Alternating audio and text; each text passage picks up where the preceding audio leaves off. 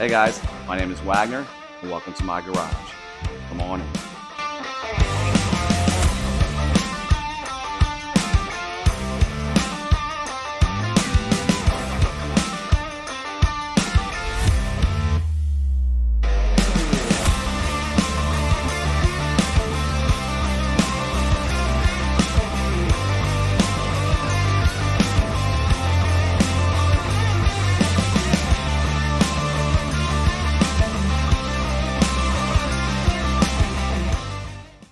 All right, guys, I thought it'd be kind of cool to give you a shop tour and just show you everything that's going on, show you the different builds that I'm working on, and just give you kind of a lay of the land of my garage. And we'll start right over here.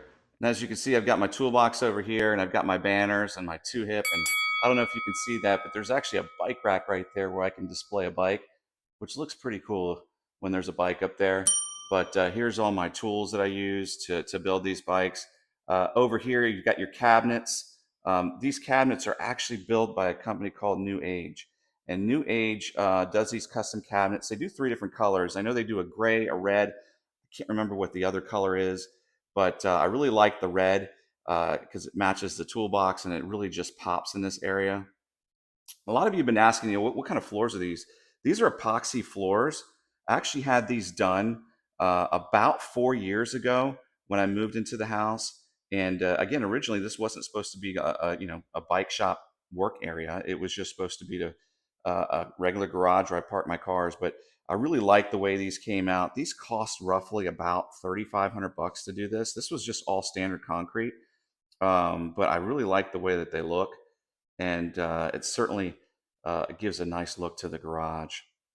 We'll move right over here, and you can see that this has changed quite a bit over the past weeks. And I've got now an area here where I do all my parts and I store my parts, and I've actually labeled everything. And I've got, like, front brake bolts that go into here, and I've got bolts that are in there, and I've got brake pads that are in here. But just to create some kind of organization is really what this is meant for. And I've got it on both sides over here.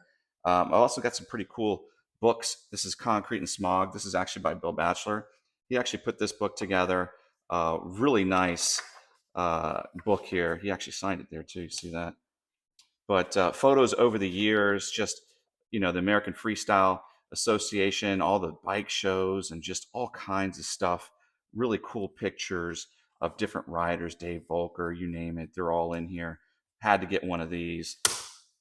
This here is my catalog from my Survivor, my owner's manual, and this is actually the 1987 edition for the bike catalog, which is awesome.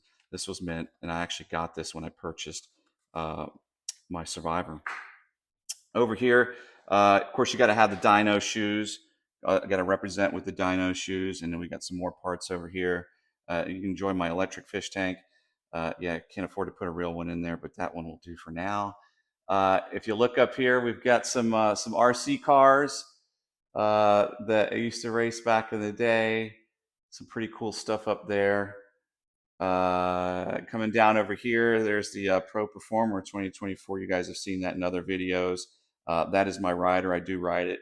A little update on this. I actually changed the seat post on it, so it's no longer that bend seat post. And then we added the pegs there too, as you can see there. And then the crank swap, which you guys saw in that video. If you haven't seen that video, go check that one out. But over here, I've got all kinds of stuff over here. We'll look in this drawer. I've got decals. I mean, I've got all kinds of decals from different builds. As you can see, the Pro Freestyle. I mean, I got all kinds of frame decals in here. Just all kinds of stuff. BMX Museum, Odyssey. Oh, look what we have there. Nostalgic Neighborhood. Got his decal. Met him at the Buckeye Bike Show. And just all kinds of stuff there. Okay, moving over here. And we've got some more goodies over here. And as you can see, we've got more decals here. These are decals that I got from Dennis. Shout out to Dennis.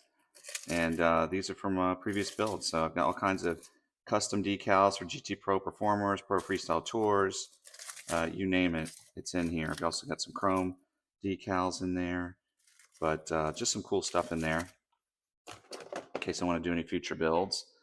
And moving up the wall, we've got some repop tires here, some extras. And we got some mags up there. Those also repop. And then we got a little shelf here that I added with some cool stuff there. We got some Minty GT seats there. Those are 87 with some repop AME grips. Of course, we only use AME, the leader in grips. And coming down here, we've got some other parts here. We got some 474s. Shout out to Mr. Dice Guy. There he is. I get all my dice from him. We've got some chrome fork standers there. We've got some pegs, some OGs here, and some repops on that back shelf there. Got some headsets. Got a nice little stem there. Also got a little epoch here. We got two of them for future builds. They're just sitting there. I know how popular those are today. Seat post clamp. Moving down here, we've got our discs, our GT discs. There's another set of 474s there, some bottom brackets, a freewheel, and then down here we've got some brakes. We've got some 990s, some front nip-ons there, and some repop levers in the back. And we got some cables down there on that shelf as well. Moving over here, we've got, this is our future build. Yeah, I got this all polished up. All the decals are off it. So spent a day polishing up those parts there along with the seat post. Got some parts here, the disc, chain. We've also got our 3D printed bash guard. Check that out. Oh yeah, awesome. And then we got our seat here, dyno seat. Shout out to Kelly Crossan for hooking me up with that. And we've got some 48s here. These are Haro lineages, and these will not be going on the dyno build, but I just love the way these wheels look.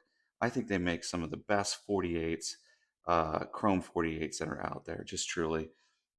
These are not the originals. These are the purchased ones that are hard to find, and pay just a little bit over MSRP for those. But yeah, those are really nice. And then moving over here, we've got our Maui Blue 1987 GT Pro Freestyle Tour T model. And we took this one apart. We had the powder freshened up. There was some chips on this one that I wanted to make sure she was standing tall. So we had that one redone and she's looking very good. And behind that, you see the wheels that Mark Drown did. And check that out. Look at those hubs. These were actually black. If you haven't seen that video, go back and check for that video where I restore these. The hubs were black, the spokes were black, the hoops are black, and as you can see now, Mark just hit it out of the park with this restoration job here. We've got the smooth sides just looking ever so fresh, and that's going to go on this this Maui Blue here. Let's talk about up here what's on the wall. We've got some music here. I've got speakers on both sides, and of course you got to have music when you're doing your builds. And if you look up a little bit higher, we've got our strip lighting. Now, this strip lighting we've had for quite some time, actually. And again, these are the best lights to have if you want to do YouTube videos because you can see the lighting that you get in here is just immaculate. And they're not that expensive. I got these on Amazon, not expensive at all, and just got those strips going all the way across, as you can see there. Okay, let's take a look at the bikes. Now, a lot of you have already seen these bikes, but we'll just go over them quickly just so you can see what bikes I've got in here. As you can see, all of these in this row are 1987 GT Pro Freestyle Tours, except for the Lavender, which is a Pro Performer. But these are my custom builds, as you can see. This is what I call my black and chrome. Went with the chrome handlebars, the chrome seat post, and all the chrome accents, as you can see on this one. You can see the build on all of these, by the way, by just going back and checking out my videos. You'll see videos on each one of these getting built if you want to see the details. But just give you a little quick shot of these. This is my chrome and white. This used to be chrome and black. Used to have black accents, black cables, black seat, black stem. Now it's white. And I just thought the chrome and white looked really clean. So there's a video on that. You can go back and see the swap that I did on that one. One of my favorite builds here. This is the white, and this is paying homage to the black and chrome. We've got the white and chrome. So I did the same setup here with the white and chrome, and this one just looks so fresh, so clean, and one of my favorites, probably the most expensive build I've ever done. And we've got our Day Glow Yellow. This has been through probably 3 different powder jobs. Ended up with this one finally. Like this one, this looks really good. This used to be Day Glow Yellow and black, but switch this up to Day Glow Yellow and white. And I just think the white looks very traditional to the era of that time. And then we've got, of course, the Survivor, our lavender. This is the Pro Performer, and this one's all original.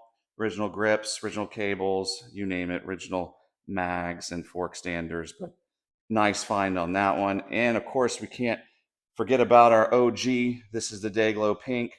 And this one is starting to become one of my more expensive builds. Got the OG cranks on it, got the Ukai's OG seat, and of course we got the Tech 7s. But this one here is almost completely OG rebuilt, and that just gives you a little taste of my collection there. Again, you can always go back and reference those videos, but that's about it.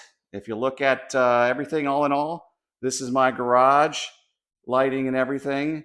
Hope you guys enjoyed this video. If you'd like it, smash that like button. And if you're not subscribed, certainly subscribe to the channel. And I'll see you guys on the next one.